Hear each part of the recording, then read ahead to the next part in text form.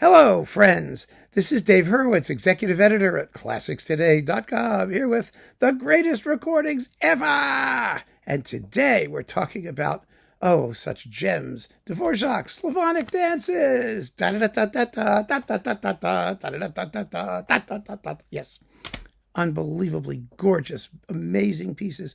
I mean, really, 16 gems full of the most wonderful melodies anybody ever came up with. I mean, has there ever been a collection of pieces that has such phenomenal tunes all the way through? It's incredible. You know, Dvořák took his model, which was the Brahms Hungarian dances, of which he orchestrated a couple, you may recall, and just went to the next level.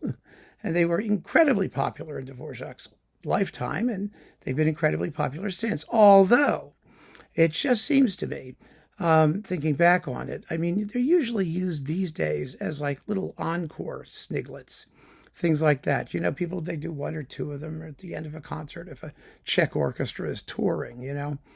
They don't get played as a set as much anymore, and they should, because they last about 30 some odd minutes for each book.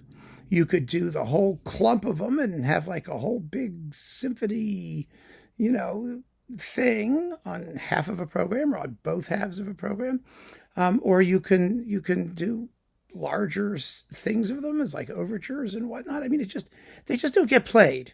They don't get played like they used to. I've never seen them done live.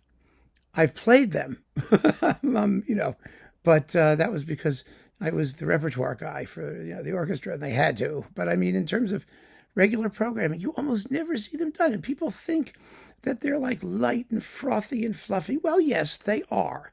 But they're also soulful and deeply expressive and vivacious and they've got so much going for them, and they're so well contrasted from one to the next. I mean, what a wonderful half of a concert it would be to just do Opus 46 or 72. 72 is problematic a little bit because it ends quietly, right?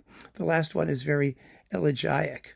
But, you could mix them up however you want. I mean, you can do it. You can get away with it. And you should, because they're marvelous. Now, they've been recorded a lot. They've been very, very popular on disc. Some of the greatest conductors, George Szell did them twice. I mean, done them. All the Czech conductors do them. Charles Macaris did them. They are out there. So Raphael Kubelik, I mean, Václav Neumann, we could just, Talik. I mean, the list goes on and on and on of all the fine conductors who've done very, very good recordings of them. Dorati did excellent ones. Dochnani did excellent ones. There are a lot of really good recordings. However, if you want to go for the greatest recording ever, then you have to have this one. This is Karel Šejna with the Czech Philharmonic. Now, this is on Supraphon, and it is in stereo. Most of Šejna's stuff was in mono because he was like sort of on the cusp there. This recording won the Sitar d'Argent Grand Prix de l'Association Française Musique Récréative 1977. I mean, who knows what that is? And who cares? It was recorded in 1959 in Prague, in the Rudolfinum, that giant aircraft hangar of a building with lots of reverberation. But although the stereosonics are a tad dated, a little bit dated, depending on which remastering you get. Some of them sound really, really good. Some of them sound a little duller. But it's not bad either way. You don't have to worry about that either way, because these performances have so much character. I mean, we talk about authentic this and idiomatic that. Well, this is the real deal. It's the real deal. I'm not sure why exactly it's the real deal, but in terms of, the other Czech Philharmonic performances, of which there are like gazillions, but none of them match this in terms of just snap and sizzle and ebullience and grace. Everything just went right in this performance. Šejna was a wonderful conductor, by the way. I mean, he really was, although, like I said, most of his recordings are in mono, and there aren't that many of them. But his performances were pretty first rate, generally speaking.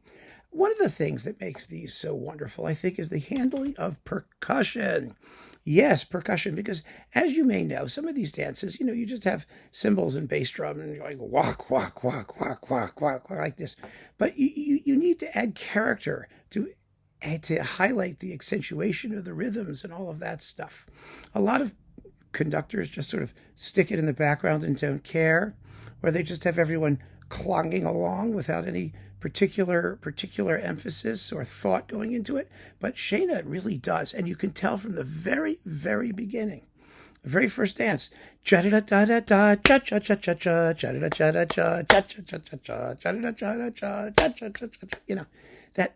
accent, that stuff, it just gives the whole thing a hey, yeah, you're dancing kind of feel to it. That's just marvelous. And he does it throughout, and it's him.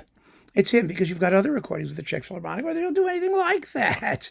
So, it's all up to the conductor. It's up to the conductor to take these pieces, because they're rather simple, and make art out of them, higher level art, if you want to call it that. But it can be done, and it's done here. It's done here as nowhere else. And also, if you want to hear what makes the Czech Philharmonic such a special ensemble of this music, you should hear this too. Because everything, the wonderful woodwinds, the tangy brass, everything that makes them special is hugely in evidence on this recording. So there are many other good ones, and we've talked about them, and I did a whole video on the Slavonic dances that you can watch, where I think this was my however choice anyway. But I think that you've got to hear this. You just have to hear it. It's one of the great recordings ever, hands down.